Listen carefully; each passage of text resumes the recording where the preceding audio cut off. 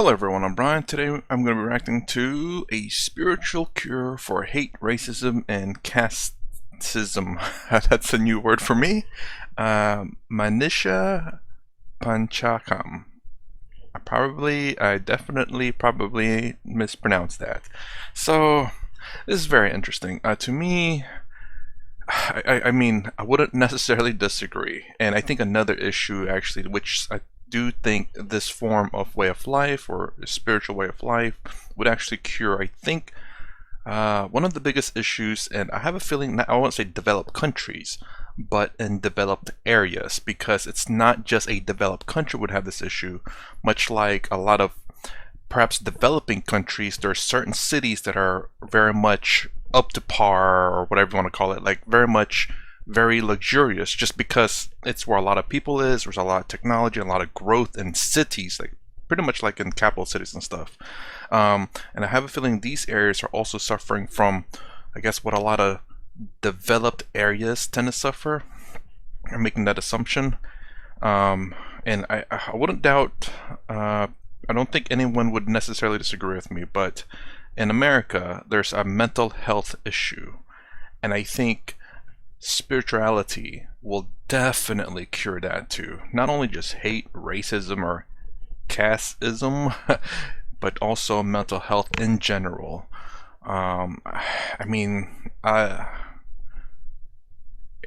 say that everything, there's a saying that everything is mental, and I'm starting to really believe that. Everything they say, everything's in your head. There's that saying. I've always heard that, but I never really thought about it. But now with this and with the idea of your true self, yeah, I'm starting to really believe that a lot. So anyways, let's go and get started. CC's on.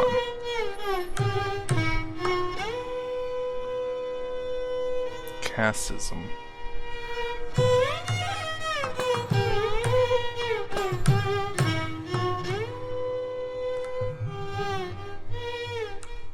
Prejudice and discrimination have afflicted people all over the world. People unjustly branded as being inferior, undesirable, or even repugnant, merely because of their ancestry or the color of their skin. In India, Hindus born in certain families belonging to so-called lower castes have been marginalized and oppressed. Here in the U.S., natives were banished to remote reservations, and blacks were enslaved, then later subjected to strict segregation. Real quick, and it seems like that it's coming back, segregation. You can kind of see it in a lot of far left schools or far left ideas. Mind you, far left. Again, I talk about the worst things about extremism. It's just far right and far left are terrible, and it's just terrible. And it's really weird because you do see it pop up every so often. It's like we're regressing back to segregation, when all this entire time we've been fighting to not segregate and not judge people by the color of their skins, but yet the far left is bringing that up, saying that we need to be aware of that. It's like, we can, and it's fine to be aware of our skin color, but not to use it as a weapon. And never judge people by the skin color. The thing is, though, is that obviously we can't help but know in life that due to skin color, you kind of prejudge people. In my opinion, that can be okay, as long as when you talk to them and you interact with them, you put that away. It's very difficult to explain. Kind of like, I guess, whenever you walk down the street and you see some person that's all tattooed up and, you know, wearing a whole bunch of chains or whatever it may be, the stereotypical bad guy that you see in movies or that you see around your neighborhood, perhaps, I don't know. And then you kind of just walk away from them. Mind you, I didn't say any color, because people who are tattooed up come from all race and different walks of life. But they could be very well friendly. Actually, as a matter of fact, one of my coworkers tattooed up, and he looked mean, but he's actually a very friendly guy. I prejudged him, fair enough, but I never thought about. I made sure that when I had that judgment, I put that in check a bit. I was aware of it. I tried to be open-minded, and now, super cool dude. And as a matter of fact, we're talking about certain things. But anyways, yes, prejudgment. A lot of people say do away with it, but that is something instinctual in humanity, I believe. That's a way of survival, kind of like how we kind of shun away from snakes, because if you don't know about snakes, you have a chance of getting bitten. You don't know if it's venomous or not, and you have a chance of dying. So to be safe, you kind of prejudge snakes, and that's kind of the same thing what we do everywhere. Humans, animals, everything alike. We fear the things that we don't know. At the same time, it's okay to acknowledge that and to be fearful, but be open-minded. So, for example, again with the humans, don't just move away from them just because you have a prejudge. Be safe, walk by, give them a chance. It's very difficult to say exactly what I'm trying to say, but hopefully the idea comes across. Sadly, each new wave of immigrants to land on American soil were victimized by those who had migrated here only a generation or two before. Today, social evils like these still cause untold suffering.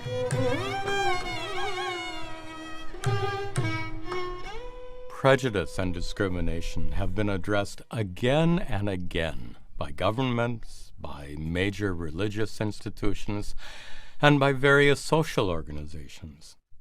Yet, in spite of all their efforts, these problems stubbornly persist, perhaps because they're so deeply embedded in human culture. Since other remedies haven't worked, we could ask, is there a spiritual solution to the problem of social injustice?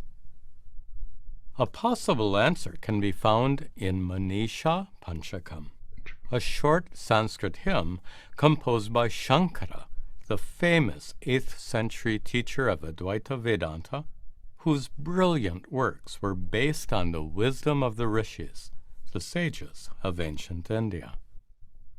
The rishis taught that every person has a divine nature, an inner essence that's utterly untainted by worldly imperfections.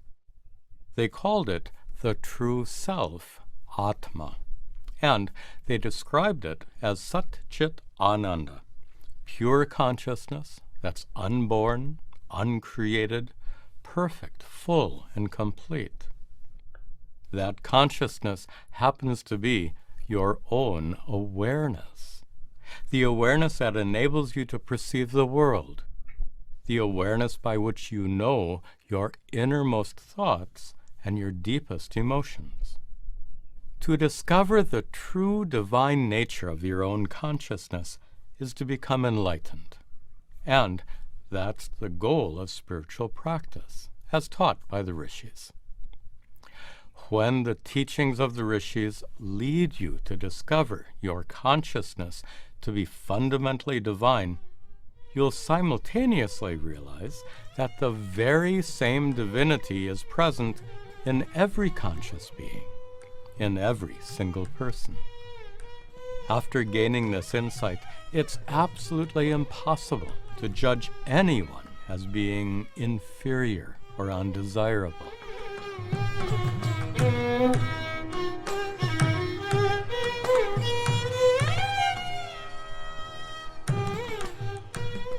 The recognition of the true divine nature of every person is powerfully presented in Manisha Panchakam, which is a composition of 5 verses in which Shankara expressed his wisdom, his firm conviction that all beings are essentially divine.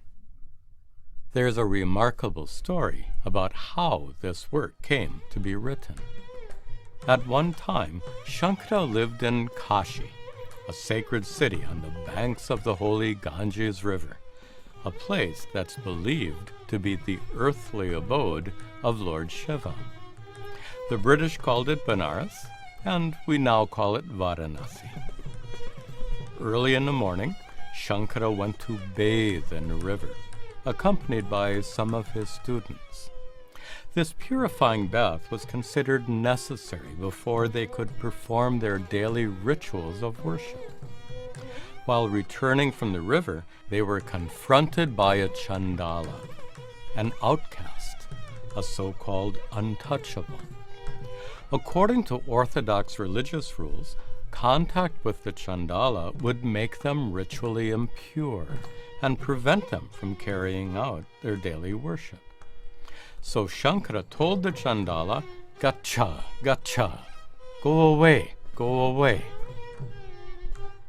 As you probably know, Hindu culture is said to have 4 distinct social groups called castes: Brahmana, Kshatriya, Vaishya, and Shudra. Those born outside of these 4 castes, like foreigners or aborigines, are called outcasts. Yet, outcasts are people like you and me, so from a secular point of view, rules that forbid contact with them could be considered religiously sanctioned forms of discrimination. So we could ask, how did those rules of religious purity that are the basis for discrimination arise in the first place? To find out, we'll have to investigate the origin of the caste system, a system derived from a social structure that actually predates the religion we now call Hinduism. In the Vedas, the source scriptures for the Hindu tradition, there's an important Sanskrit hymn known as Purusha Suktam. This hymn was composed more than 3,000 years ago, and it contains what's probably the earliest scriptural reference to the 4 castes.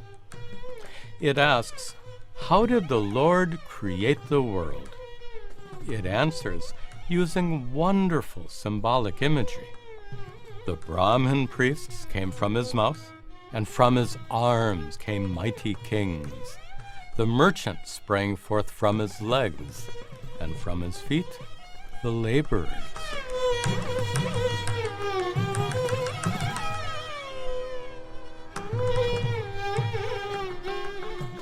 This passage refers to the 4 castes not to define a social structure or to prescribe any rules, but to explain how Purusha, or God, is the ultimate source from which all human beings were created.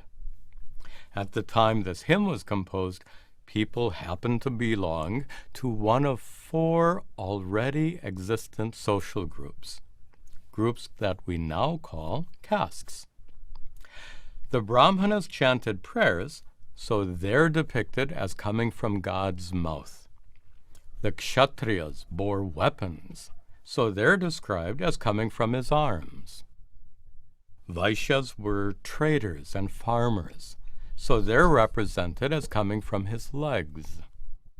And the entire Vedic society stood upon the work of laborers, who are therefore depicted as coming from God's feet. Note that no social group is described here as being superior or inferior. Well, I can see how it can be interpreted that way, as how the priests are higher up because of just where they're at in the figure. It's interesting to say that the king's below the priest, but even in Western in the medieval ages, it can be like that too, where the the churches would generally have more power than the king, which kind of fits into that a little bit. Laborers, I guess whenever I have a feeling there was a misinterpretation somewhere for sure, but yeah, it fits very much into like what medieval ages was, where the priest or the church was higher than the king, and the king would control the armies. And a lot of that makes sense too, again, because priests would talk, kings would fight, so arms for fighting, priests for preaching. Merchants, they travel over the place for trading, and laborers are the thing that in a sense creates societies and makes societies work. They're the foot that one that carries everything. But again, at the same time, like it makes sense in so many different ways. But as Hinduism evolved, the original intent of this hymn was apparently lost, and new meanings were ascribed. For example, Brahmanas were given the highest status among the four castes, while Shudras were consigned to the lowest level. How did this happen? Well, Brahmanas were responsible for interpreting the Vedic scriptures, so it's possible that some of them interpreted the texts in ways that benefited members of their own caste, even at the expense of others. The point here is the Vedic scriptures themselves did not mandate caste divisions, nor did they sanction any kind of discrimination. The terrible social injustice that later arose was supported by the misinterpretation of the Vedas. To thoroughly understand all this would require extensive study of history, religion, and sociology, which we can't do here. So, let's return to our story. What else I was gonna say? And also, I did talk about that in the last video before this one. It's the fact that it also made sense, the reasoning for the caste system, because like I said in the last video, where if you were in the kingly hood or the fighters, you're generally speaking, your lineage would be fighters, because that's what your father was good at, and generally fathers would train their sons in whatever trade that they're in, whether they're fighters, wool, cattle, whatever it may be, pottery, whatever your family tends to be good at, it's what you tend to be trained at, because teaching and back in the day wasn't necessarily a thing. There was not really schools, I don't think, and plus, generally speaking, probably schools were probably expensive if it did exist. And sometimes you also, maybe your family's a farmer, but you didn't really want to be a farmer. You'd go be an apprentice of other things. But generally, you stay around the area that you're at. If your areas was generally poor, obviously you can only go around. You can only stay within your own social areas. So mobility, just in general, whether it be social mobility or just mobility in physical land to go train in other things, was very limited. So yeah, it made, again, like I said before, the caste system made complete sense. It's not really something to say, oh, this is where you have to stay. It's just that that's what you were available at that time. So if your father was a fisherman, you generally have to make money or feed your family, and your father was very skilled at it. You would learn from your father what to do, and then you just end up becoming a fisherman anyway, because that's the skill trade that's along your heritage. Obviously, you can move out of that and become a blacksmith if you can know someone that's a blacksmith, and you can become an apprentice under them.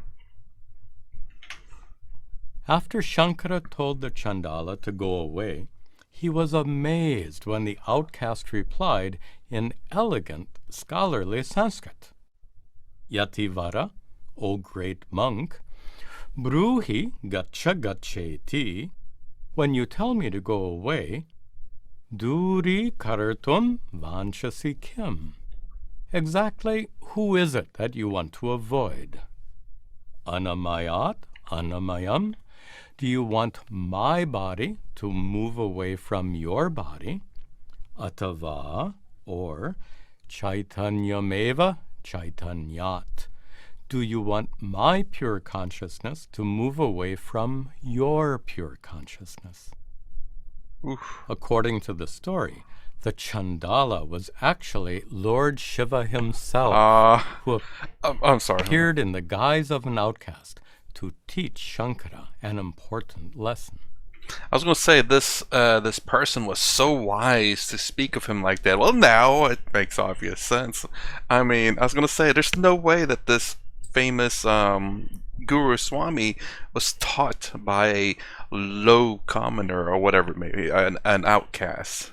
But again, this is the kind of lessons I'd like to teach, is to what Shiva did, where he made himself the lonely commoner, outcast, untouchable, to I guess to teach people who are stuck up in some sense a lesson. Ah, it's great. Love What it. was that lesson?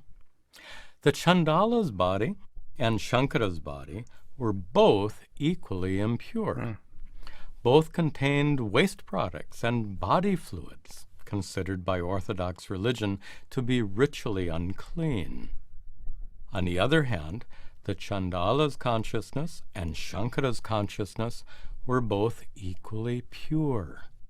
Both were divine, utterly untainted by worldly imperfections, as the rishis had discovered. So, from a spiritual point of view, there's no issue of ritualistic purity here at all. I do wonder what he thought though. Shankara was enlightened, so he certainly would have known this already. Then, why did he treat the Chandala with such contempt? Yeah. Well, Shankara was a product of his culture, and at that time, Orthodox rules of ritualistic purity were taken very seriously. So, even though Shankara knew better, he was socially conditioned to avoid contact with Chandalas. As we noted before, prejudice and discrimination are deeply embedded in human culture. To address this apparent blind spot in Shankara's understanding, Lord Shiva himself, in the form of Chandala, began to teach him with the following words. Bimbite ambara manao, when the sun's shining rays are reflected, Ganga ambuni, by the holy Ganges river, Chandala viti paya pure, or by a filthy puddle in a village of outcasts. Kimva antaramasti, what difference does it make?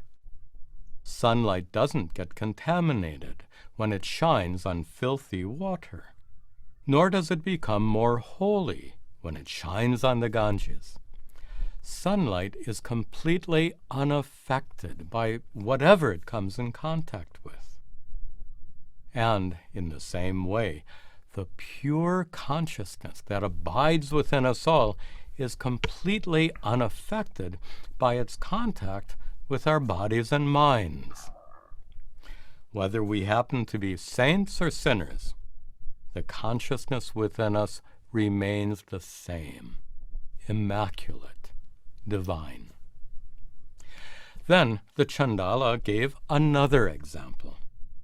Va ambare, or with regard to the empty space, kanchana gati, inside a precious golden vessel, mrit kumbhayor, or inside an ordinary clay pot, kimva antaramasti. What difference does it make? The space within them both is exactly the same. Each of these pots is different in color, style, and shape. Yet the space inside of them is exactly the same. The color, style, and shape of each pot belongs to the pot, not to the space within.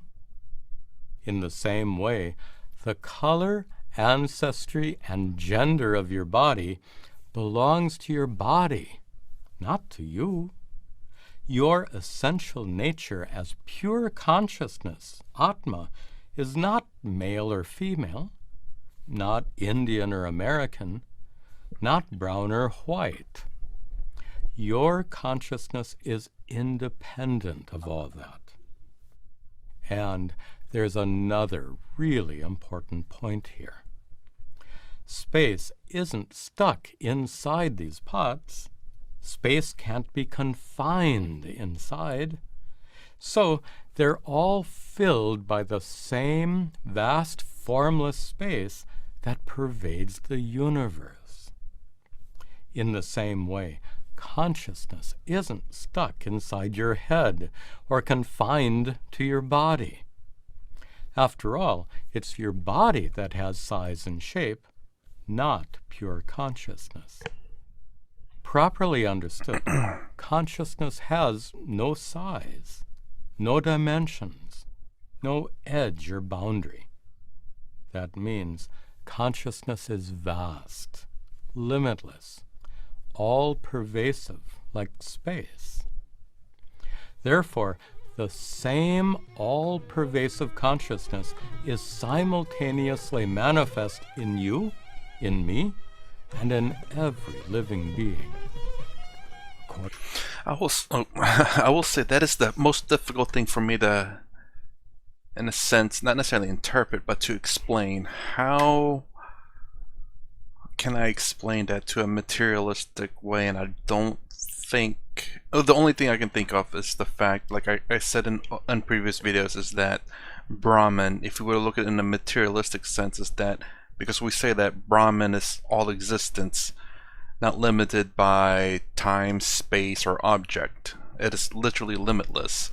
And it's literally existence, according to Swami Sarvapriyananda. This is where I get that quote from. That the only way I can translate that to, say, someone that believes in a materialistic world, again, this is just to say, to help, I don't want to say help, but to explain to people who don't believe in this kind of stuff, or so that they can grasp it, so they don't just, it's like, oh, that's just nonsense, is that we can say that Brahman is the absolute smallest atom that is in everything and that exists in this universe. It's literally, if it exists, it has Brahman in it. And that's the best way I can describe that. And I think that's something that a lot of people can get behind, even if they don't believe in pure consciousness or the supreme consciousness or pure consciousness or anything like that. It's because we can already say that I think everything has atoms in it. I think everything that exists has atoms, and I think proton, neutrons, and electrons. Again, I'm not sure. I haven't delved in science in a while, but so if there's atoms in everything, we can kind of say, you know, well, if it exists, it has atoms. So therefore, it's an easy translation to say that, well, everything's Brahman. Well, everything has atoms. You can say Brahman's atoms. Again, not saying that Brahman is atoms, but to get someone who believes in a materialistic world to kind of start edging them in that direction, to kind of get them out of this, well, to kind of get them into Advaita Vedanta in such a way. And this is what I'm trying to do, a translation, if you will, and I hope that by watching this, I can make those translations and have a better understanding. That way, when I talk to people about this, hopefully I can get them to make that step in that direction and not just push them away and saying that, oh, that's nonsense. What are you talking about? You know, pure consciousness. What is even that? My consciousness is right here. According to the rishis, that consciousness is the supreme reality, the highest truth, the divinity of each being. Also, another thing real quick is the fact that I would be saying that exact same thing too, had I not continued to watch it and translate it in my own way from the materialistic, my materialistic point of view to this. So what is it? Like the consciousness thing was like very mind blowing as I continued to watch, because I kept giving it a shot, and a lot of things started to make sense as I translated. Then as I start to understand it, I start to understand a little bit more of it, and went from a materialistic point of view to somewhat in between the materialistic, my point of view, and then Advaita Vedanta. I'm still in the middle somewhere, because obviously I still know very little about this, but I'm getting the basics down so that I can understand the more, probably the little far out there ones, which will probably be the most difficult for me to believe. Obviously, Advaita Vedanta you should not believe, you should experience, which I genuinely believe. Which is weird to say, I believe that I experience. The Chandala then concluded his message to Shankara, saying, pratyagvastuni, a person's true inner self, Atma, nistaranga sahaja ananda avabodha ambudao, is silent, limitless consciousness, a perfectly calm ocean of awareness. When that pure consciousness gets associated with a particular body, someone might say, Viproyam, he is a learned Brahmin priest, or Swapachoyam ityapi, he is a lowly Chandala, an outcast. Mahan koyam vibheda brahmaha. But to make false distinctions like these is a tremendous mistake. When you meet people, you see only their bodies, not their true inner nature. And what's inside them is exactly the same pure consciousness that happens to be your true nature. This great truth is understood by the wise, as it says in the Bhagavad Gita. Panditaha, the wise, samadarshinaha. They see the same self, pure consciousness. Brahmane, in a Brahmin priest, vidya vinaya sampanne, who is learned and humble, gavi hastani, in a cow or an elephant, shuni chaiva, in a dog, shvapakecha, and even in someone who actually eats dogs, which is the crude way that Chandalas were described in those days. The wise see the same divinity in all beings.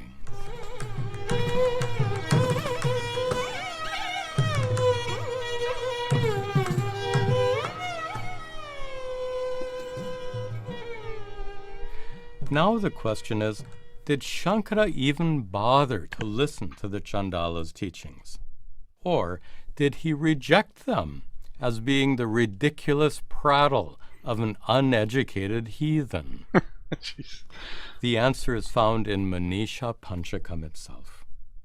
In its very first verse, Shankara not only embraces the Chandala's Vedantic message, but in an astounding act of wisdom and humility, Shankara actually accepts the Chandala as a guru. He said, Jagrat swapna sushuptishu, when you're awake, dreaming, or in dreamless sleep, ya samvit, the consciousness or awareness that's present in those three states, sputatara ujrambhate, shines clearly, brightly, revealing whatever is happening in your mind. When you're awake, consciousness reveals or illumines all your thoughts, all your emotions, and everything you perceive through your five senses. The same is true when you're dreaming, except that perceptions come from your memories then, not from your senses. And during dreamless sleep, consciousness reveals the complete absence of any thoughts, emotions, or perceptions in your mind. Your mind is perfectly empty, absolutely silent, and yet consciousness continues to shine constantly, like the sun. Day and night exist only for the earth, not for the sun that illumines it at all times. In the same way, the states of waking, dream, and deep sleep exist only for your mind, not for the consciousness that continually illumines it. Shankara continues, Ya prota, all-pervasive consciousness becomes manifest, tanushu, in the mind and body of every single living being. Brahmadi pipilikanta, from Brahmaji, creator of the world, down to an insignificant little ant. That consciousness is Jagat Sakshani, the observer or awareful witness of the world. Because consciousness is all-pervasive. Let me rewind real quick and ask a question here. I noticed that whenever he's reading this, he kind of jumps around a little bit, like he's not reading from left to right, and then the next sentence, next sentence, next sentence. It's kind of like maybe the first 3 words or something like that, then the bottom, then somewhere up there, then the middle, then finish off at the end. I don't know. I don't know if that's how Sanskrit was meant to be read, or if it's doing this intentionally just to kind of make it make sense, or what. Does anyone know? If you could let me know in the comments below. Like it's kind of weird because reading it says, in the waking dream and sleep, consciousness shines brightly, and all beings from the crater to an ant, as the all-pervasive witness of the world. But whenever he bounces around a little bit, it still made sense. But I'm just kind of confused as to why he did that instead of reading it continuously. Let's see. Witness of the world.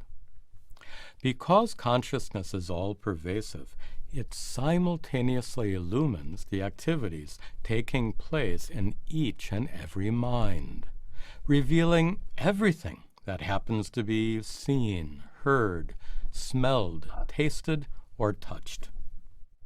In a manner of speaking, it's the very same consciousness that looks out into the world through your eyes and through my eyes.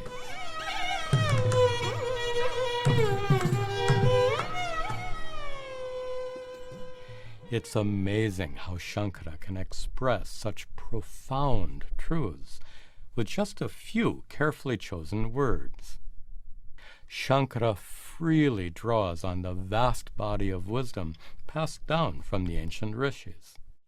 And for this reason, his teachings here and elsewhere are often quite lofty. It's important to know that Shankara is not expressing abstract theories or philosophical concepts here. He's describing his own worldview, his personal realization of these truths. As he says in the second half of this verse, Saivaham, I am that all-pervasive consciousness. Nacha drishya vastu. I'm not a mere object that can be seen or touched like a body with arms and legs. Iti dridha prajna api yasya asti chet. If someone has firmly understood these teachings and knows his true nature as all-pervasive consciousness, then Satu Gurur, he indeed is a guru. Chandalostu, whether he happens to be a Chandala, an outcast, Dvijostu, or a learned Brahmin priest. Ityesha Manisha Mama. This is my conviction, my firm understanding. For an orthodox teacher like Shankara to accept a Chandala as a guru is nothing short of astonishing.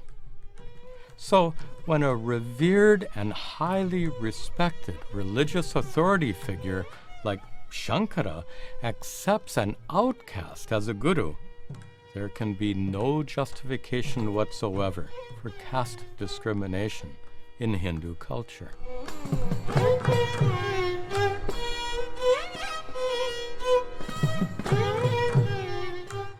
Now, in the second verse, Shankara goes much deeper as he distinguishes what is real from what is ephemeral or mere appearance. Advaita Vedanta defines real as that which exists independently of anything else. Let me explain.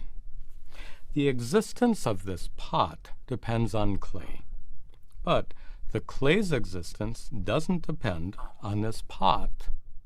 Clay is the underlying substance or reality because of which this pot exists. This pot is just a form of clay. It's a mere appearance. The rishis boldly declared the entire world to be a mere appearance, like this pot. They showed how the existence of the world depends on an underlying reality, a reality they called Brahman. The rishis reached the pinnacle of spiritual truth when they discovered that Brahman, the reality because of which the world exists, is identical with the all-pervasive consciousness present in every being. This is the highest teaching of the rishis, which they expressed with the famous words, Tat Tvam Asi, that thou art. Shankara fully realized this sublime truth and said, Brahmaivaham, I am Brahman. My essence is the supreme reality because of which everything exists. Idam jagatcha sakalam, this vast universe, on the other hand, chinmatra vistaritam, is a mere appearance, a form or manifestation of Brahman, like a pot that's a form of clay. Sarvam cha etat ashesham, all this, the entire universe, maya kalpitam. I once imagined it to be real. Avidyaya trigunaya, due to avidya, ignorance. It's not possible to thoroughly explain these advanced teachings of Advaita Vedanta right here, but you can certainly appreciate the depth of Shankara's wisdom. At the end of this verse, he turned his attention back to the Chandala and said, Ittam yasya dridha matihi, someone whose mind is firmly established.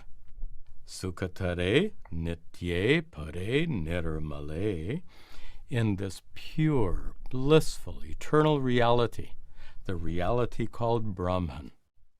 Satu gurur, he indeed is a guru.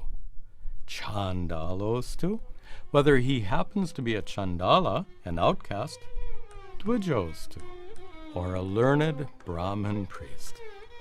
Ityesha Manisha Mama. This is my firm understanding.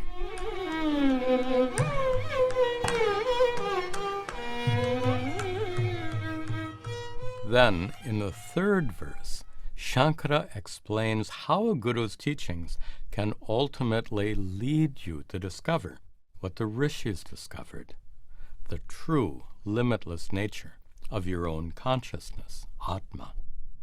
This discovery is called moksha, liberation or enlightenment. Vishwam akhilam, the entire universe, shashwan nashwaram eva, is always changing and constantly decaying, unlike Brahman, the unchanging eternal reality because of which the entire universe exists. Nishchitya, having discerned this truth, vacha gurur, with the help of a guru's teachings, you should then nirantaram vimrashata, constantly contemplate on nityam brahma, on the eternal, unchanging reality, Brahman. Nirvyaja shantatmana, with a silent, detached mind. No guru can make you enlightened. It's up to you to fully grasp and personally realize the truth imparted by a guru.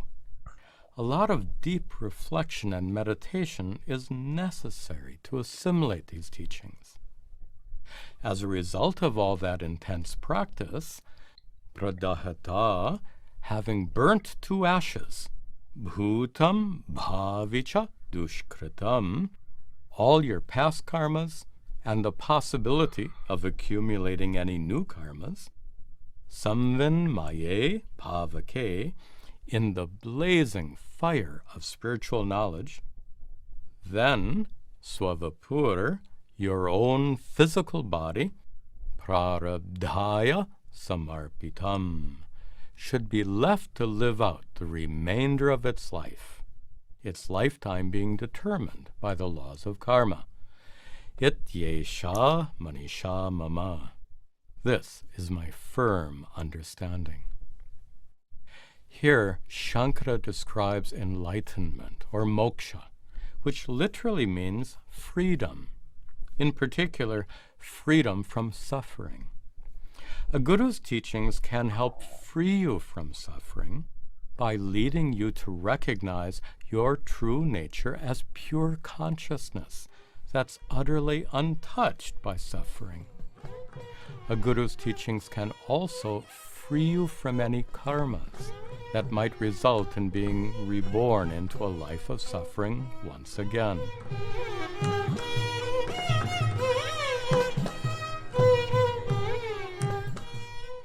Next, in verse 4, Shankara teaches how the true nature of pure consciousness is to be realized.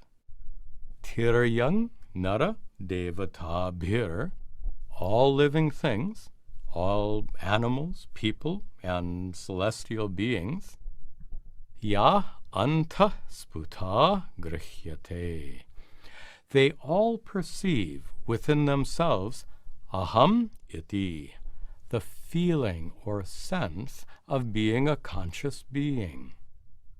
As we saw before, consciousness is constantly present in every experience. Prarayaksha deha vishaya, all thoughts, emotions, sensations, and external objects experienced by you, including your own body, swato achetanaha. They are inert, insentient things. All those things, bhanti, are illumined and revealed to you, yadbhasa, by your own consciousness, by the same all-pervasive consciousness that's simultaneously present in all living beings. Since consciousness is present in... Sorry, I'm going to rewind that. So, which are themselves insentient become known due to that consciousness. This is where that middle part comes in. Material, my way of thinking, and then Advaita Vedanta. Advaita Vedanta says everything. I know there's one commenter that keeps correcting me on this, but in my mind there's no difference at the moment. But everything is consciousness. Everything's Brahman. There's nothing other than Brahman. Whatever it may be, it is Brahman. If you think of something as Brahman, but it's a Maya, which is an illusion. What you think it is not what it is, because it is actually in fact Brahman, but pure consciousness. So in my mind, right now is the consciousness is in my mind, and because that kind of plays into the part that everything must manifest in my consciousness for me to be aware of it. Therefore, if it manifests in my consciousness, everything is my consciousness. So everything is consciousness. That in my so far understanding and belief is everything is consciousness, which matches up with Advaita Vedanta. But I don't know if it's different or the same, just because they talk about how everyone's consciousness is the same because we all see the same thing. So therefore everything is consciousness. The one consciousness.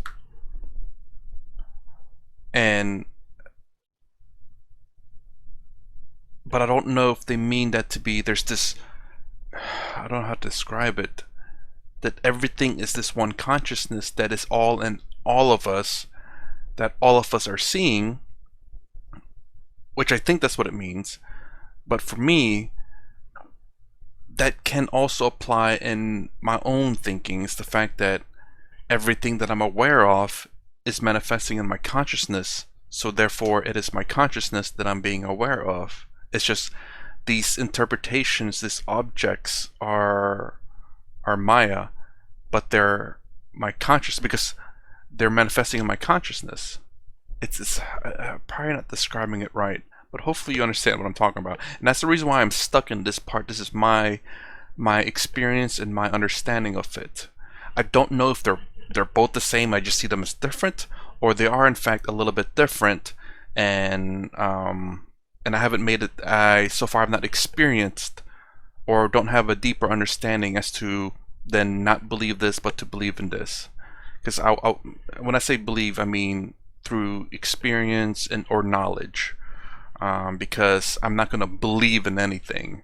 So I'm putting myself in this category that's past the materialistic world, but still believe in the materialistic world, this body, obviously, and somewhat believe in a lot of the Advaita Vedanta, where everything is pure consciousness, because how I explained that everything that you experience must manifest in your consciousness, my consciousness. Therefore, everything that you experience, including people, objects, thoughts, emotions, is your consciousness, because it must manifest there for you to be aware of it. I hope that makes sense. Beings. Since consciousness is present in every experience you have, it's easy to assume that it's quite ordinary, mundane. Yet, the rishis discovered that consciousness is actually limitless, all-pervasive, infinite. So, why haven't you already realized this?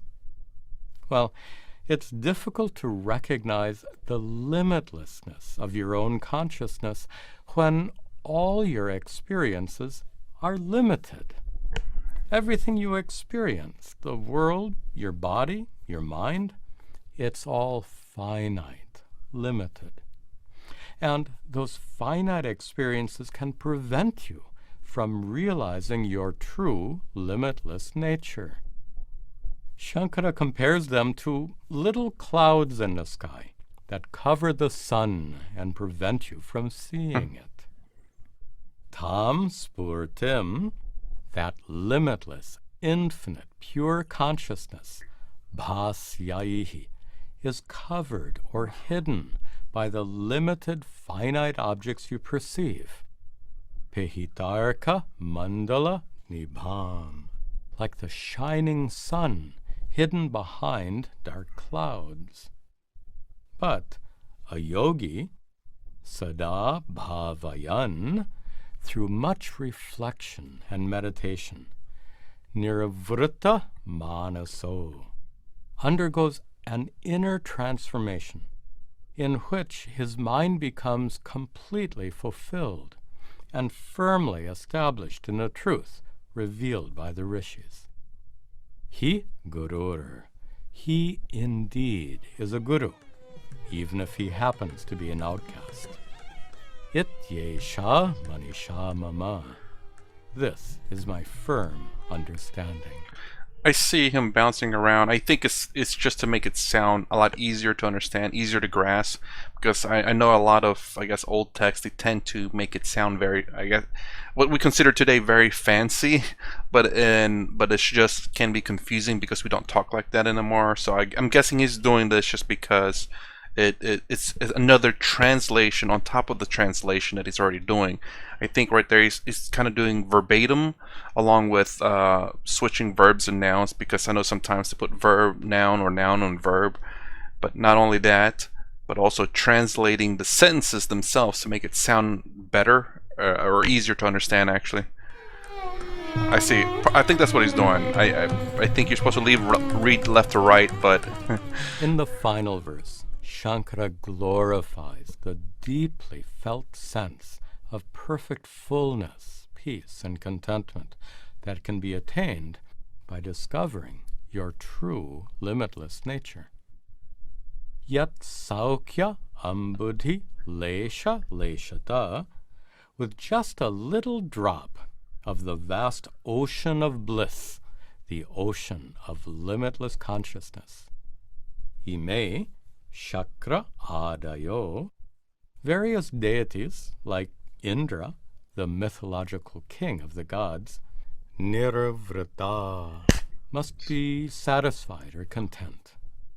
Those deities must satisfy their thirst for contentment with just a little drop of bliss, because that's all they can get in the absence of a guru who could lead them to discover their own true nature.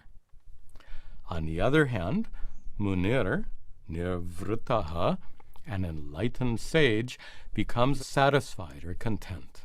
Labdhva, having discovered the entire ocean of bliss, yatchite, in his own mind, nitram prashanta kalane, which is completely free from suffering of any kind.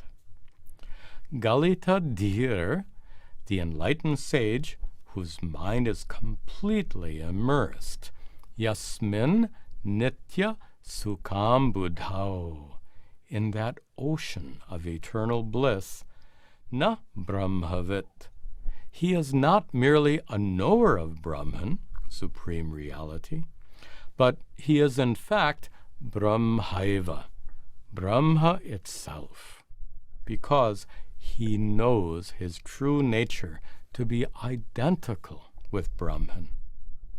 Yah kaschit, such an enlightened person, sa surendra vandita pado, is respected and revered even by Indra, the king of the gods. Nunam, most certainly, Manisha mama. This is my firm understanding.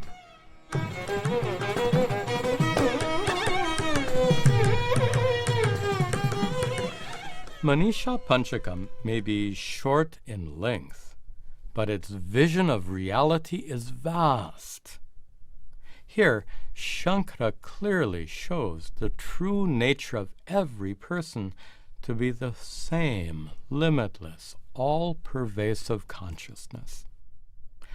That all-pervasive consciousness is indeed the divinity that abides in every person, regardless of their physical appearance or their family ancestry. These powerful teachings, when deeply imbibed, can remove every trace of prejudice and discrimination and replace it with love, acceptance, and respect for all.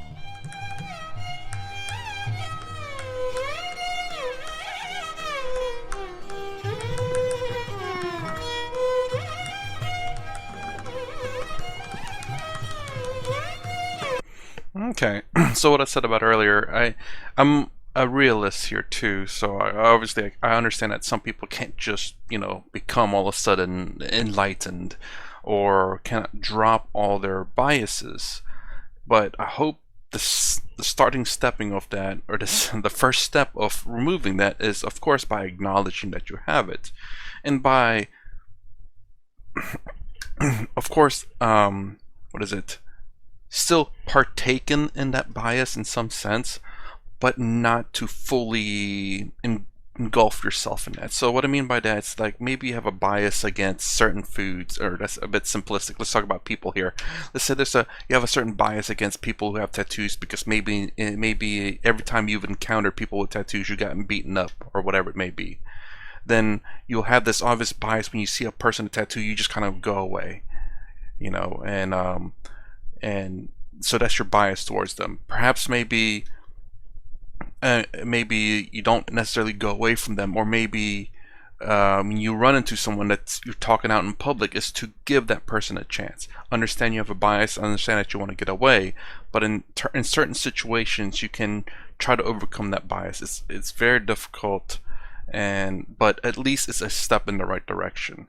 Obviously, whenever you're out by yourself or whatever it may be, walking down the path or whatever, you still take precaution, and because obviously, again, you are responsible for your own safety. But to continue that prejudice in everyday life and everything is a bit much. So obviously be safe, obviously acknowledge your bias, try to overcome that bias in reasonable means, And because obviously not everyone's going to be enlightened, not everyone's going to be seeing the divine in everyone.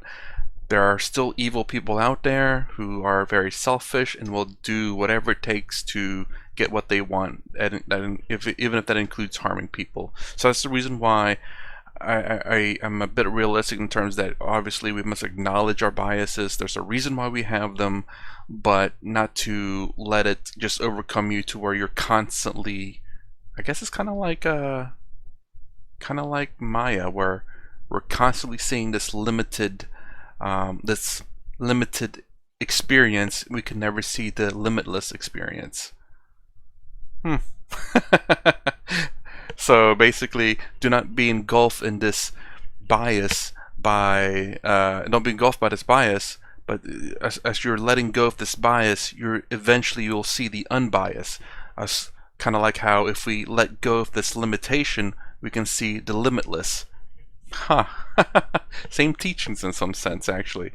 But again, it's little steps that hopefully helps people get to a good point, the right point, the correct path. I don't know what else to say on that. But and even if you don't accomplish enlightenment, it's small steps. And if you believe in reincarnation, then again, getting these small steps now hopefully you'll remember it in your future lives, and you can continue that process. It's not easy, it never is. Nothing really is, except for sleeping. Well, that's difficult for me, so nothing really is easy.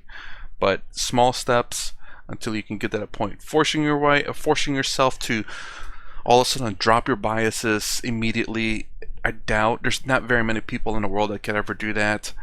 There are a few, and I'm sure a lot of them are gurus and swamis, but a more realistic perspective is to understand that we have them and to just slowly pick at those biases one at a time, and to slowly wash them away. I said a lot of words there. Alright, if you like my content, please consider subscribing. Thumbs up, thumbs down below. Thanks for watching. I'll see you in the next vid.